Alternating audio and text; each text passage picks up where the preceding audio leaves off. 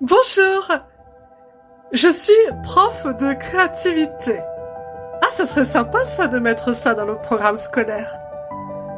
C'est pas de l'art plastique, c'est prof de créativité. C'est donner l'envie d'avoir envie.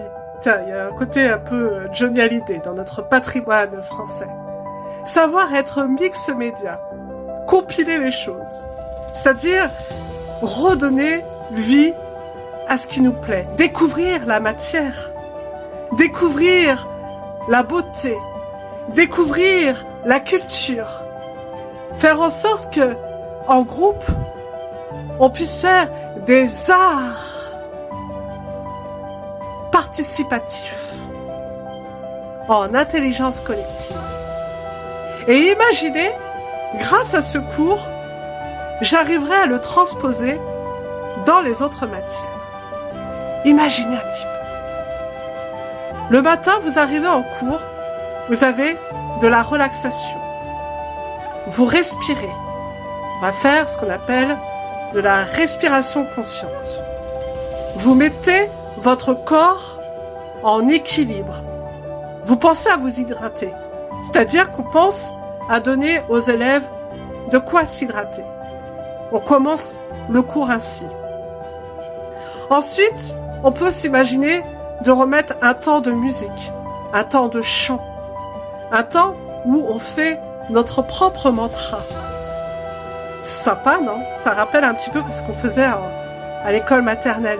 Mais l'école maternelle, en réalité, c'est toute la vie. Faut pas oublier notre enfant intérieur. C'est à tout niveau. Imaginez que vos cours, c'est du scrapbooking. C'est-à-dire, je m'approprie le cours. Je mets de la couleur, je fais des dessins dessus. Vous savez, les enfants, là, qu'on dit, quand ils gribouillent, « Oh, arrête tu m'écoutes pas, là, tu fais n'importe quoi. » Non, non. Ceux-là, ce sont des créatifs. Des personnes qui ont besoin de capter leur attention. Et pour capter leur attention, eh ben, s'ils peuvent dessiner dans leur cours et vous écouter à la fois, c'est peut-être même plus productif. Et puis, on n'est pas obligé tout le temps de noter bêtement. On peut aussi le faire sous une forme de dictée, avec correction de l'orthographe.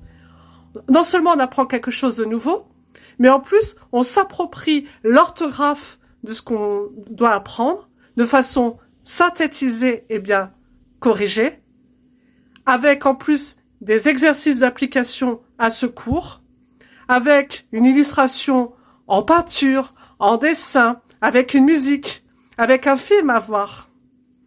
Et donc, on peut s'imaginer que chaque cours soit relié. Je vous prends, par exemple, Maître Da Vinci. Celui qui m'a créé, en fait, la Marianne Joconde. C'était visionnaire, lui aussi.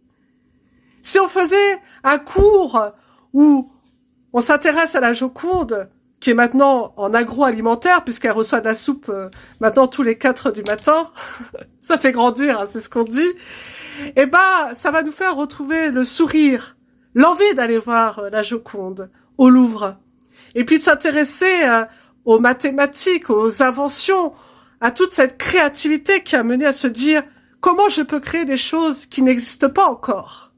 Donner du sens à chaque chose.